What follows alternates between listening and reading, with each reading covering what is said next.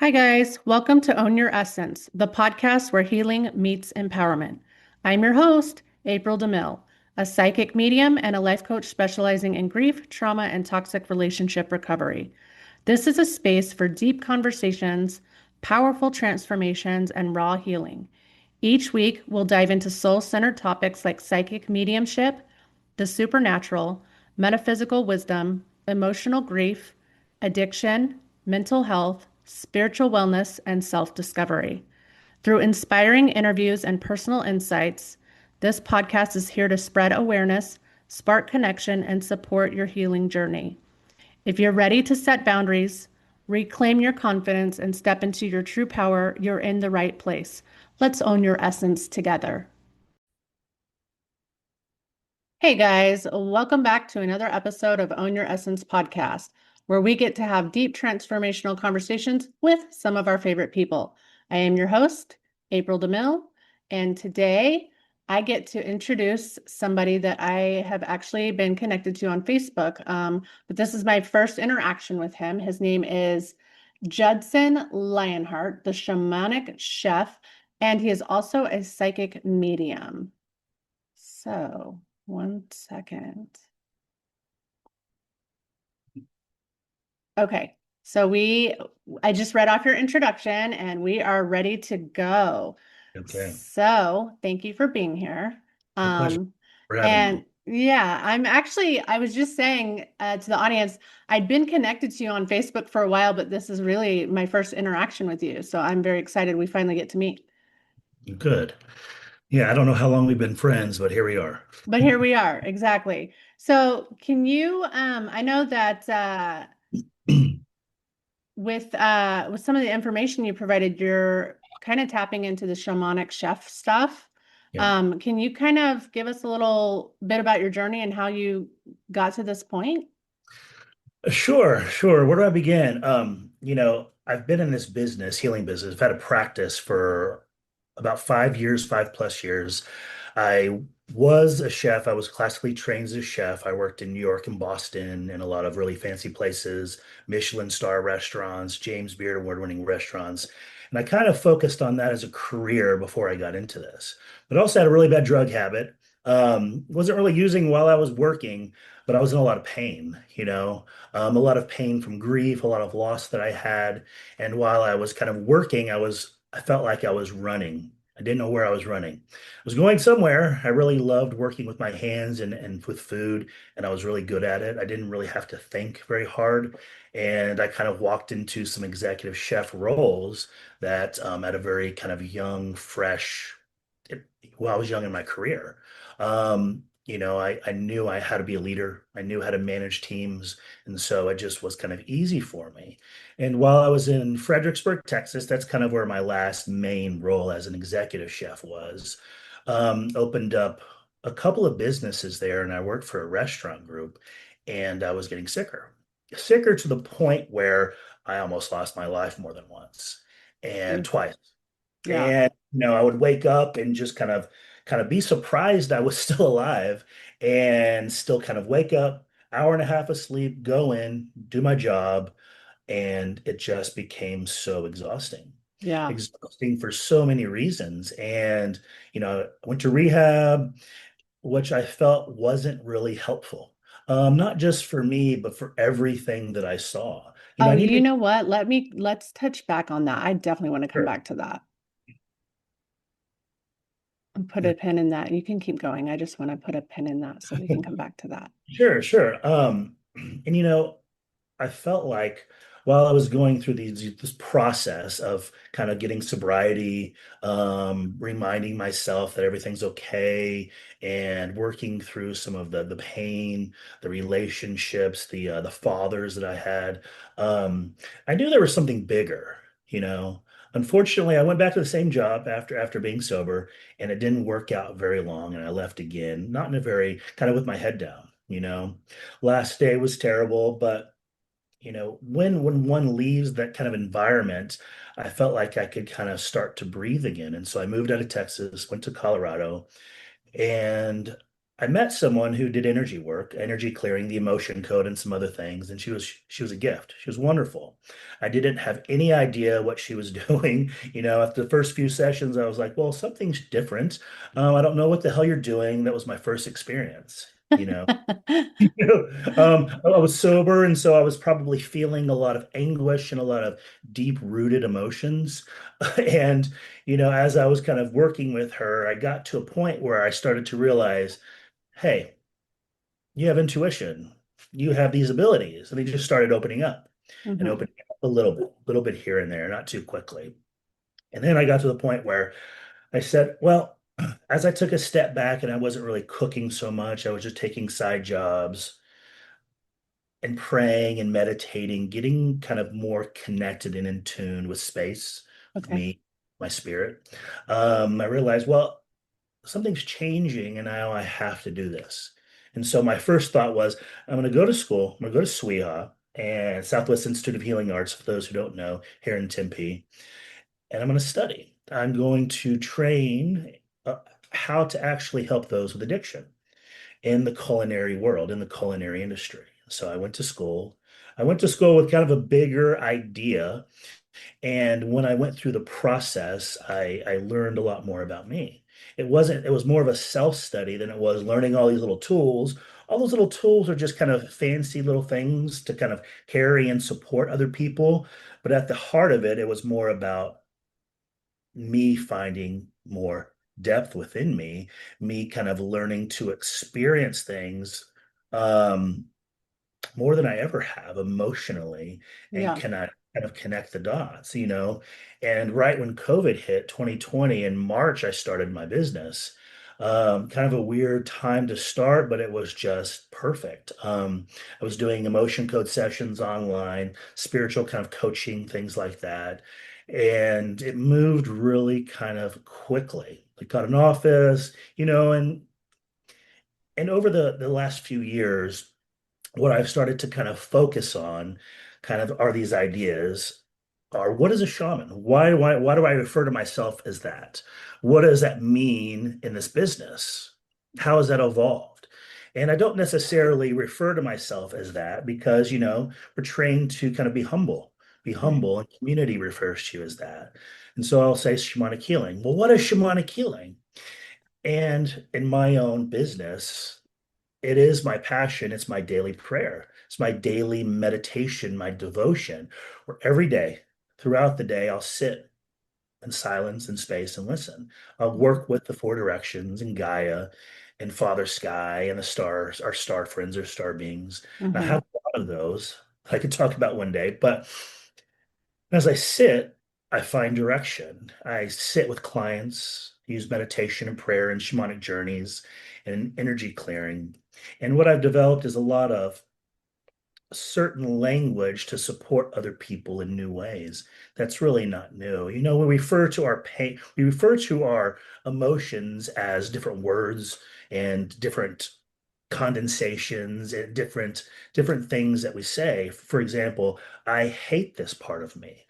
Well, I've been learning a lot lately. I have a teacher, I'm a spiritual guide that says all is pain. All is pain. We hold on to pain. We use these words to define our pain, and our pain is much more, much less. It doesn't matter. It's just a vibratory energy. So Yeah. we're that's pain. We don't suggest that it's anything more. And so as I'm learning these things and working with other people and coaching them, people started to really change really very quickly. Um, and more often now, I do packages, and I kind of shy away from just one-off sessions, and I do readings. But where my business is now is I'm teaching psychic mediumship workshops once a month to groups where we kind of delve into the details. How do we sit in spirit with spirit? How do we listen? And I'm also leaning into the Akashic field, the Akashic records, where I'm training them to kind of understand, well, it's not just about records. It's not just about you. There's more to it. We learn about healing. We learn about other people's lifetimes and souls. We can hear souls records too. And so those are the things I'm kind of teaching right now. But I've been working on this idea that we'll probably go into a little bit called the Shamanic Chef. And over the past few years, I woke up and I had this idea, and I was like, huh, shamanic chef, what the hell does that mean? Mm-hmm. You know, I didn't really understand it because I walked away from the culinary industry. I had my own business, which was changing and evolving with me because I had been through so many shifts. My clients didn't understand who I was at times because I was just all over here and they just wanted the same old kind of simple session. And that Right. wasn't me anymore. And so I had to kind of take a step back from my business and say, well, who am I? What am I devoting my life to? And I was really depleted because I Yeah. was giving so much and I didn't know what self-compassion was during that time. I was like, I went to this therapy session and she's like, you're really good at helping other people and having compassion for them, but you aren't having any for you. And I was like, what does that Mm-hmm. mean? Mm-hmm. I was clueless. And so I went through this period and stage of discovery, which really became trying, unearthing a lot of past lives. I was devoting a lot of energy to being in the field. Not that necessarily I woke up and said this was for my best and highest good. I was just in it. And it was kind of the weirdest experience where I was triggered into hearing people's minds on a plane that was so expansive. I could tell them what they were thinking before they were telling me, and it was overwhelming. I Mm-hmm. couldn't really work very well in that kind of energy, and I needed to integrate it. It was just like it was like telepathy to the power of 11. Yep. I know that feeling. And so I was like, well, what's happening? What am I experiencing? And all along that journey, it was really ceremony. I Okay. was moving through time, moving through different days, living within different moments and spaces in time, not being lost in them, but just kind of moving through, devoting space and energy and clearing and just saying, well, what does all this mean? You know? Mm-hmm. And so this idea started to develop through that, and I started to get my hands back in food. I was in Colorado a couple of years ago for about 9 months, back in farm to table restaurant. And I didn't want to be there. I didn't really want to be back in food. But what it really reminded me, what God was actually saying to me was, this is you. You hate this part about yourself because you left it. You left it with your head down, your Oh, yeah. shoulders were just so depressed. But this is your gift. This is your passion. I wanted you to be reminded of it. And so while I was there for that period of time at this really wonderful farm to table restaurant right on the river in Pagosa Springs, Colorado, it's gorgeous. I was doing this dinner one day, and it was this German wine dinner. And as I was looking down at the flat top, stirring a pot of, it's called rotkohl, it's cabbage, purple cabbage, a German dish. I was doing this exact same thing in Fredericksburg, stirring the exact same dish. And as I was doing that, I was like, God, are we done? Can we move on? And Yeah. so my journey was kind of bringing me through this to really literally understand that my hands needed to get dirty again. I needed to be immersed in the energy of more of masculinity, not so Yeah. much the male side of me, but the doing to kind of get out of all the spiritual, misalignments, awakenings and shift more into just being in this human form, Mm-hmm. cooking and chopping and really immersing myself in all of the scents and smells. And as I did that, everything started to connect. I was like, okay, this starts to make more sense. Mm-hmm. And kind of, fast forward, here I am today, working on this idea still, building, rebuilding what my business is now, not what it was then. I think when I moved back to Scottsdale, I thought, well, I'm just going to fall back into where it was. And it was the opposite. It became it became a moment that was so stressed and frustrating that I had to kind of take a step back and just say, where now? Where am I going? God, just guide me. I don't know what's happening. Just show me. And it became kind of lessons of learning, lessons of humbleness and meekness, more attunement and connection to spiritual connection. Because when you don't have a clue, and you really literally have to say, I surrender over and over again, Hmm. you I it was more I learned how to be devoted even Yeah. deeper. Yeah. And so here I am working on, a couple of books, and one is about the shamanic chef. And the idea really started to form a while back about how we devote ourselves to healing and building community and really learning how to invite in this one idea. Food is a blessing. Hmm. Food supports me, and there's so many layers to that. And we could talk about food for hours, but we don't have that kind of time. Um, but as I'm building recipes, I'm building menus for possible potential fine dining dinners and experiences. And yeah, the sky's the kind of the limit, and a lot of it involves herbs. I wasn't trained as an herbalist, but I woke up one day and over a series of months, I knew exactly what to use and where to go. It's like I've been here before and I knew why to use these on certain people. So, Yeah. Yeah. And so there's a lot of ceremonial stuff that I think that you're finding intuitively that's involved in this shamanic chef work.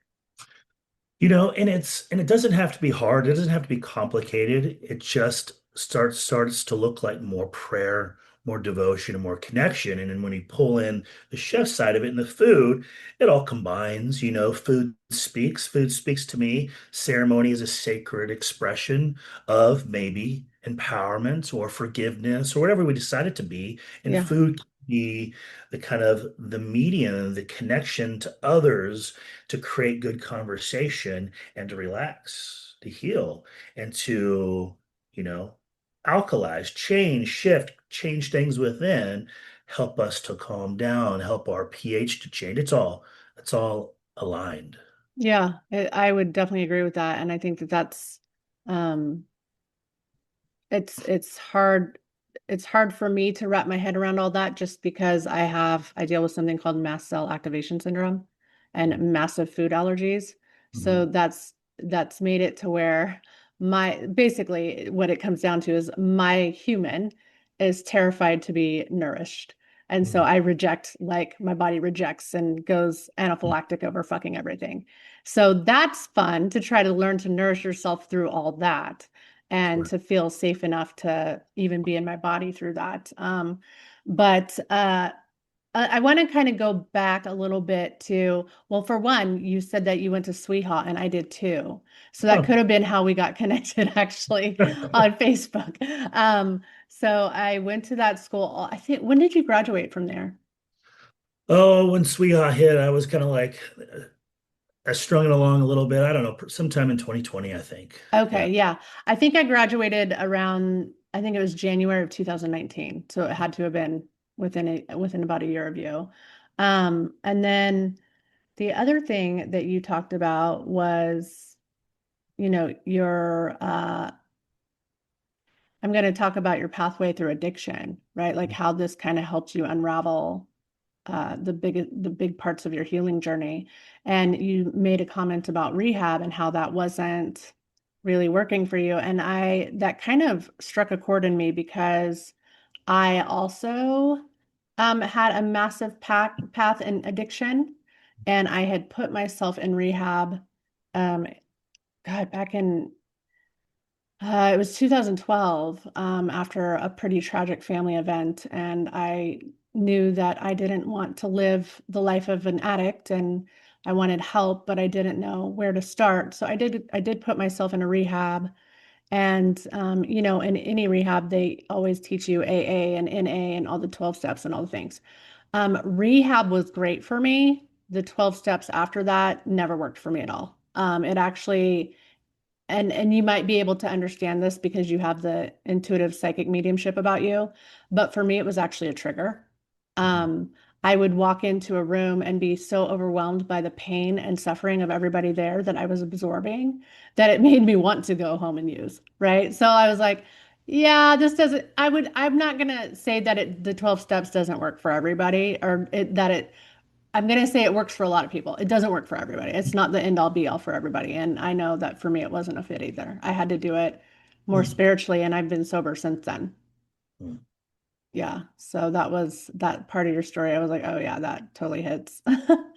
Um, So, can you talk a little bit? I know you said you have this book that you're wanting to dive into about the shamanic chef. Can you talk a little bit too about the other book? Yeah, that's kind of it's been a lifelong journey.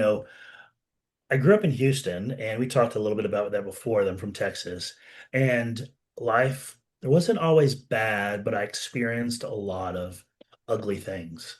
My dad was an addict and gambler, cocaine addict, and his side of the family were abusers, highly affected by addiction. Hmm. And my dad committed suicide when I was young. And so all those happened at a very early age. But then my mom got married several other times. She's been married about 5 times. She'll probably really enjoy me to share this stuff. I'm writing about it, but you know, it was hard to have that much stress at an early age and not know why, Hmm. not kind of to see your father and then one day he's not there and just to misunderstand because no one was really honest up front. And even if they were, how would you describe death and suicide to a 3-year-old? You probably wouldn't. Yeah, like how do you even put those into something a 3-year-old would understand? Right. And all along this time, I was around a lot of drinking. I was around a lot of drug addicts, and I kind of knew it. I had gifts at a very young age, but I didn't. No one explained what a psychic was. Went to Okay. church later on, and they were like, "Psychics are wrong. Psychics aren't connected to God." I'm like, "How is that even true?" You know. Um, but yeah, this book started to happen. Well, let me go back a little bit. You know, I lost my dad, and my mom was married to a lot of assholes, a lot of guys who were abusive and drug and alcoholics.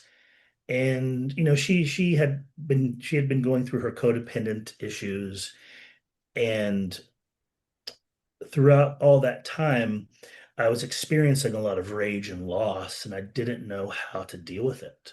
And that took me through a lot of years of drug addiction and rehab. Um, and then one day I was sitting and my dad was there.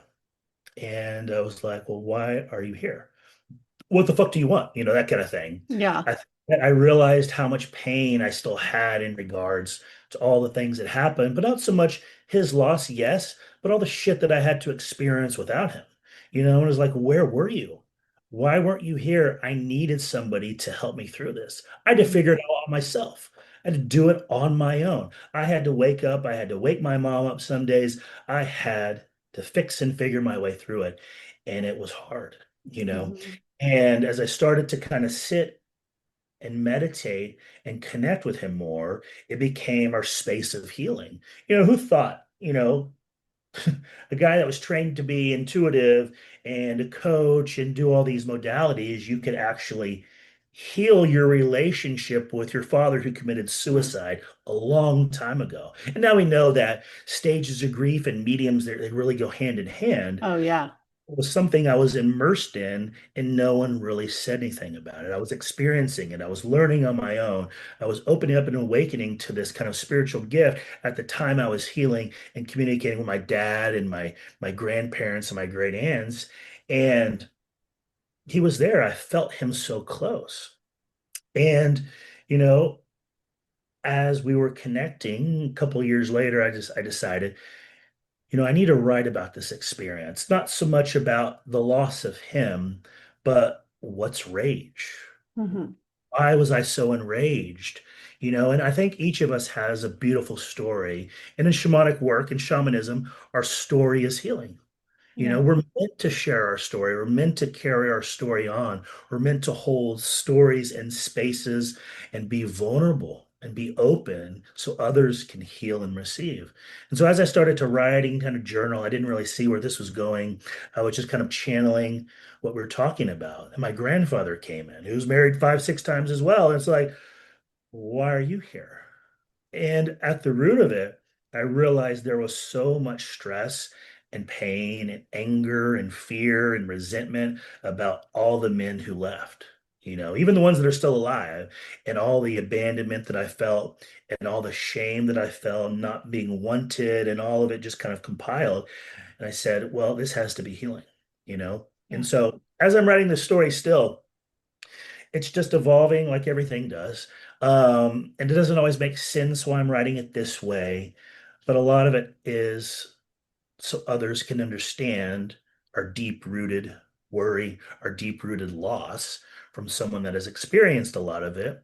But also, men do leave. Men don't see the importance of being a family member or honoring the relationship or growing and evolving. Many men stay the same. Many men run, stay stuck. I saw it through every single stepdad and father figure in my life. Yeah.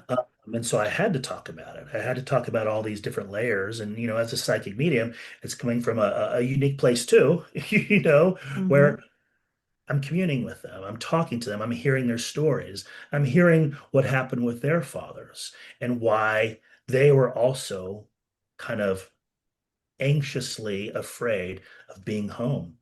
They were afraid of staying still. They were afraid that it might be too much.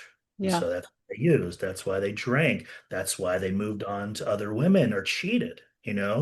That was all in all of the stories. There was so much addiction and abuse. Yeah. And honestly, I feel like we're twins because the whole story you're sharing, I have almost exactly.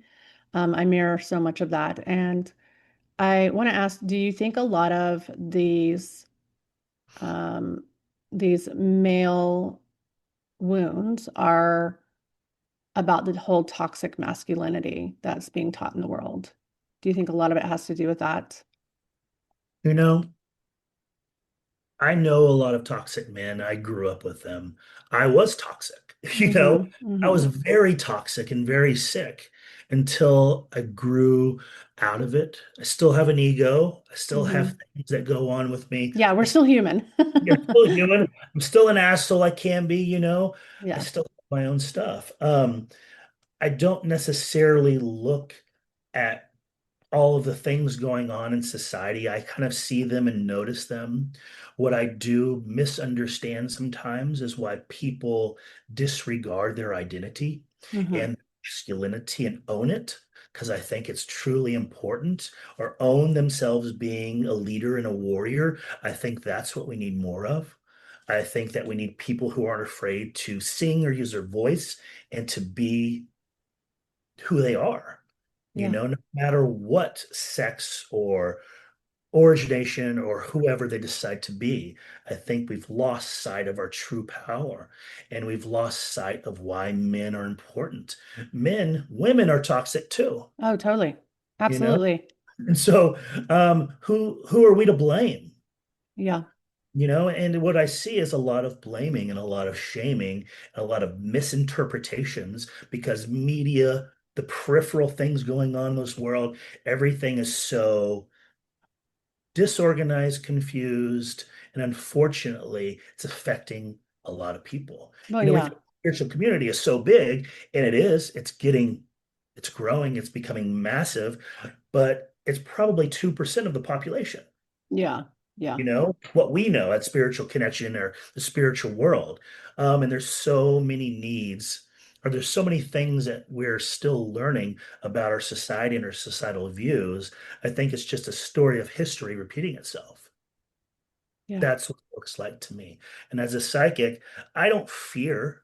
I don't necessarily, I have fear, have my own fears, but I don't necessarily fear moving through my life or this world worried about toxic masculinity or is someone going to come harm me most of the time. Yeah. Um, I just pull myself away from that and I say, oh, I'm going to respect it as it is Hmm. and not pay attention and listen because it's going to affect my viewpoint. And I want to honor my own and create and decide for myself. I don't want to have interference. And so that's kind of where I am. Yeah. Well, that's actually good that you bring that up because that's a reason why I stopped watching TV and watching the news like back in what I think it was like 2009. Yeah. Completely stopped because I didn't need anything else ruining my day for one. Right. My life was crazy enough without the fucking help. So I didn't need that. But on top of that, you're right. There's a part of us that has to kind of disengage so we can come to our own center and make our own conclusions, come to our own conclusions and just approach things differently without the idea of what society pressures are supposed to feel like or look like or be labeled as and all the things. So I would agree with that one a lot. What my heart, my being, or have been mentioning to me a lot is put away the media, put Yeah. away all the things that kind of disguise real truth. Hmm. You see a lot of repeating things on social media, and it's not all bad. Some of it's really uplifting. We need it, at times, and there's a lot of good poetry there. But what my heart is telling me and those that really are kind of yearning for more depth, more soul connection, is to really let that go for a little while Hmm. and read, sit and listen and meditate. Meditation is probably one of the best gifts I've had. And it's what really brought me out of my addiction. But it wasn't the only thing. It was hard during those periods, during those days where I was still troubled and I was still using. Um, but meditation also helps me to see that I don't have to be so much in my thought or using my mind as much. Yeah. You Yeah. know. We have to learn to get comfortable with stillness because we're such a busy world. Busy, busy, busy. And that's what keeps us so disconnected. Mm. Yeah. So, that's pretty powerful stuff. Do you mind if I ask you a few more questions? Absolutely. Um, you talk about a little bit on the Akashic records. For those of the audience that don't know what that is, can you explain that a little bit? I kind of started referring to it as the Akashic field of light. And Okay. what that means to me, or how I describe that, it's a layer of frequency and vibratory energy that is all thought, is all persons, is all worlds, is all frequencies. It's like, okay, well, how do I wrap my mind around what that means? It's like any person who's been alive that's had a voice who has said something, it's there. It's like Hmm. a recorder of all those things and all those things that were present during certain time energies. But it's also a space of learning. We weren't the only people here to discover things. And so there's a lot of energy in the field, especially whales, if you get into that kind of frequency, that really draws through the energetics of how to be more present and how to use frequency and light on your own body, on your own energy, how to show others how to walk back home. A lot of what I've done in my business, my healing business, has been soul retrieval work and through the Akashic field. And it's not like I have to do a whole lot of detail work. We open up an experience and we say, this time is coming up for you, this timeline, this lifetime. And I'm not going to go too far into this, it can get confusing, but our history isn't chronological. We think my last life was here, Right. right at this point, Right. right before this life. Hmm. No, that Yeah. is absolutely not how it works. It might have been over here on another planetary system, Yeah. and now we're just being brought to this experience because we need it. We're Yeah. learning from it. Yeah. Anyway. We're not as linear as we'd like to think. Right, right. It is absolutely false. Yeah, Great that's word here. hogwash. Yeah. Yeah. Like what I've seen is a picture of a tree of light and all the branches and all the little like fruit on the branches and things like that, even a vine, everything weaves through all the lives. And so with the Akashic field, and I'll get to that soul retrieval, what I do is I help kind of walk people back home. Sometimes, especially like my father, which I'm working on now, we're writing about that. His spirit, his soul is in more than one place now. And it's not necessarily supposed to be. He just chooses for it to be like that because he's been lost. Yeah. And a lot of it had to do with suicide and his other lives. And I'm guiding him back to more connection to his truth. Hmm. Um, And any of us can do that with the Akashic field. We just sit, and we open it up to it, and we learn, and we kind of direct through it, and they'll kind of guide us. But time itself really can be a struggle if we're working in too many fields, and sometimes our consciousness can be devoted to too many times at once. And so when we walk back gently home, we're more fully in the now, and we kind of close windows here and there. Not that we don't have that as an opportunity to still live in. It's more about, why am I experiencing so much? Is that a problem? Am Yeah. I now in the present moment feeling so depleted, so lost or flustered because so many other things are happening with my spirit that I actually need support through that?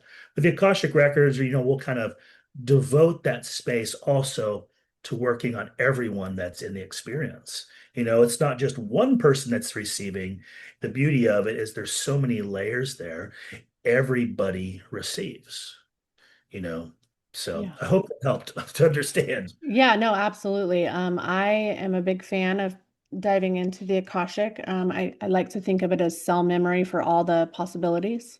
Mhm. Um, and like you said, there are so many things happening simultaneously that our energy can be kind of pulled from us. And it's almost like we have to go in there and call some of that back and close out some of those trajectories so it's not, like you said, depleting us. Um, Yeah. yeah. You can So, also change and redirect certain timelines when we're asked to. And what that really means is, it's not like we're changing our experience now, is we're just kind of calling in a better, higher vibing one for us. And we move through it in a way where our guides will kind of nudge us into a better energy. yeah, absolutely. Do you mind if I ask you? I know that you are transitioning. You had talked about transitioning from chef life and into more healing work. Mhm. What would you say were some of the biggest challenges in that, aside from like the personal interference? Like, were there other challenges that kind of come up around that? Um, from like being a chef or moving on from it? What do you mean? Well, I know that you talked about like you were already doing that work and then you kind of had to put it down and then you kind of went back into it. And now you're incorporating that piece into the healing work you're doing now.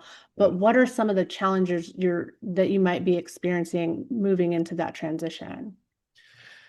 I'm not without like I have a role in a kitchen now. I'm not completely fully into my, Shamanic Chef and my business, but I'll say these kind of things. Being in the culinary industry reminds me of parts of myself I didn't necessarily want to be reminded of, Okay. because it's still there. The drugs are still there. The overuse of alcohol, the drinking on shift, using on shift, it hasn't stopped. People think the culture has changed. It hadn't changed that fast. It is not changing. It's not growing that quickly. Yeah. It's still lost in that kind of affect of overstress, too much stress. And I don't necessarily like the idea of continuing to work in a restaurant. It's just kind of a part of where I am now. But the blessing of it is it kind of helps me to get out of all this and just do. And sometimes I really needed that. Sometimes we Hmm. just need to stop thinking and just enjoy being very hands-on. Even when we do healing work, with Reiki and other types of energy that we use, we're holding, and hopefully we're not so much in our mind in that moment. It's just a kind of a blessing to have that option. That's something that's very passionate, because I'm kind of transitioning into this newer idea of a shamanic chef and shamanism and connecting it all. You know, it's not all clear where spirit is leading me, and so that's very frustrating to me, because I want to be in control. I want to know, tell me Yeah. now. Yeah, You know for what I mean? sure. I want to know exactly where the fuck this is going. Yeah. Where am I going to publish my book? Where am I going to write this? I'm Yeah. working on an oracle deck, a medicine deck too, that I've had an artist, build, create some proofs for me. And I'm like, what does all this mean? I want to know now. And one of the blessings that I've learned is that I I just have to show up and I just have to put one foot in front of the other and not worry so much. And sometimes that's hard for me, especially growing up in a lot of traumatic experiences. It's very unsettling. Oh yeah. And when you grow up in a lot of dysfunction and you're confused as to what's going to happen next, you're I had to learn how to isolate more and to calm down on my own because at any moment something would have changed. I would have had to move, or I would have had to prepare to move, or there would have been another explosion or argument. And so when you're a young kid and you're trying to prepare for that, you really have to learn. Well, I had to learn, teach myself, train myself to know my calm moments and know how to do it. And even as an adult, when there's a lot of uncertainty and I have to lean into faith and the unknown, that still kind of feeds into those times growing up, Hmm. and I have to learn to root better through them. And that's not so much a challenge, it's just what I've experienced. And I'm still learning. I'm still in class every day. But one of the trying moments of changing my career and going to Colorado to cook, I felt like I lost it all. I felt like everything collapsed. And then I decided to leave that restaurant and come back to work in Arizona. And I still felt afraid. I wasn't sure. And even to this day, things are so different. And I brought into my experience, I have these expectations of what I need, what it should look like, what I want it to look like. And being in the restaurant world, you have expectations, you do your prep, you know what you do, you know how to do it, but at any moment something could go wrong, or Yeah. something just will stop the restaurant, will stop the flow, and you have to kind of pick up and reorganize and do it within 30 seconds, and that's much pressure. No pressure.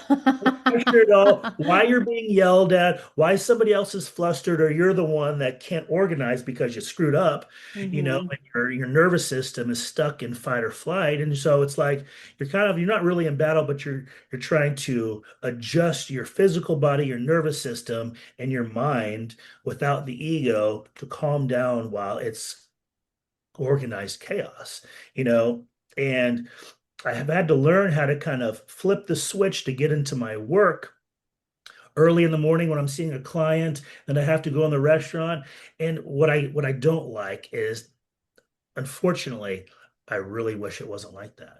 I really wish I could just kind of let it go for good. But apparently, something spirit keeps drawing me back into the work with food, into the work with my hands, because there's something bigger I'm being taught now. And I don't, and I'm deciding to say yes.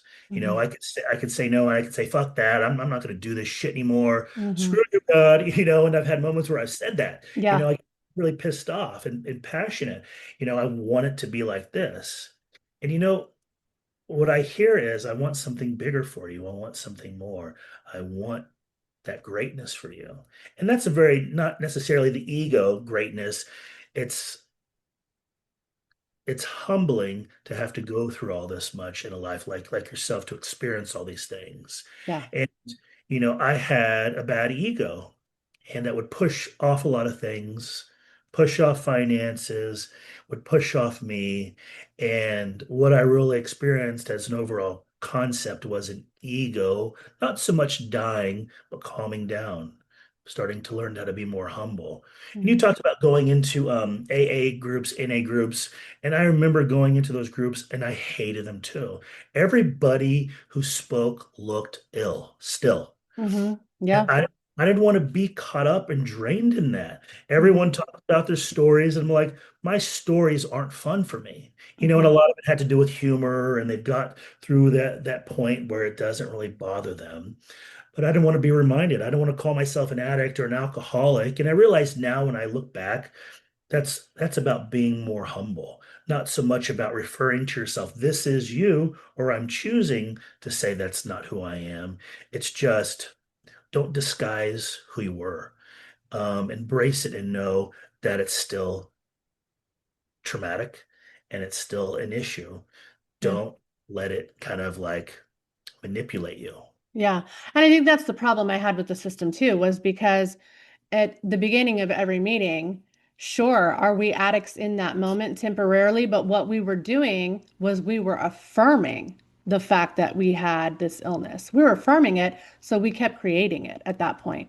And that's where I was just like, this doesn't feel right for me. I'm not going to give over my power like this. I'm not.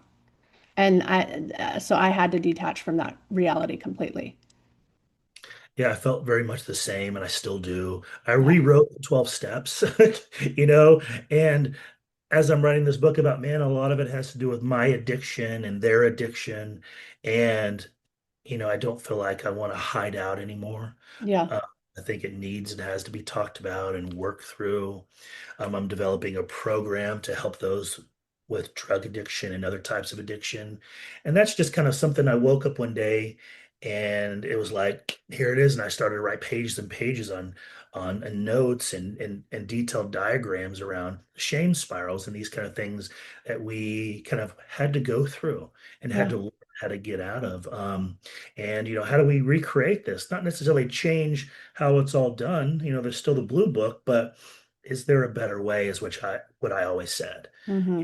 I'll go back to this when I went into rehab. The first week or so it is detox, and you're just pretty much prescribed pills again. Things to calm you down, things to kind of keep the sickness in there just a little bit longer, just to make sure you sleep through it. And it felt pretty sickening to me, even as I was experiencing it. And it was hard being there and kind of learning I was part of it and learning I didn't look like these people. Why the Hmm. fuck am I here too? But Yeah. also learning that I've been through what they have and our stories all align in some way and they need as much help as I do. So, Hmm. now I think that part of my story is to kind of work with addicts that are willing, um, in a different way, not to necessarily retell their story, but to help do more shadow, ego, and direct work and to hold space and ceremony for that. And that's not all that I do, but I think that's just kind of where the journey is headed a little bit. Yeah. Well, I love that. And I think your journey is one of empowerment, and I'm excited to see where it goes. Do you have, aside from the books, do you have any like other ideas or projects that you kind of want to see come to fruition? You know, yeah, a couple of things.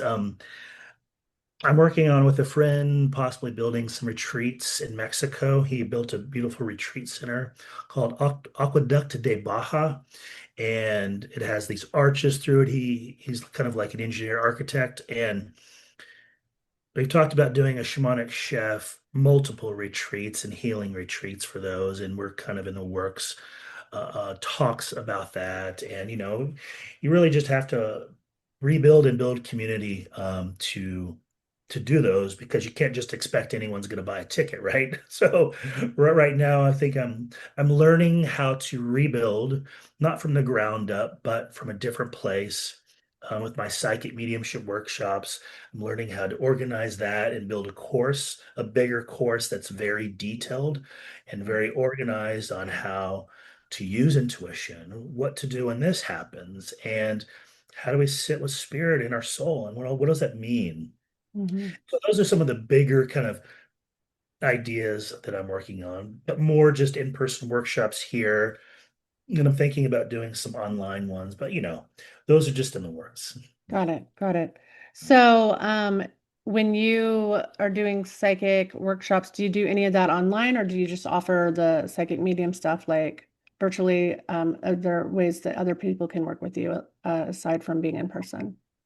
Sure. No, I do. It's like 50-50. I do in-person and online Zoom sessions, hour and a half, up 2 hours. I'm rebuilding my web page right now, the Shamanic Chef web page.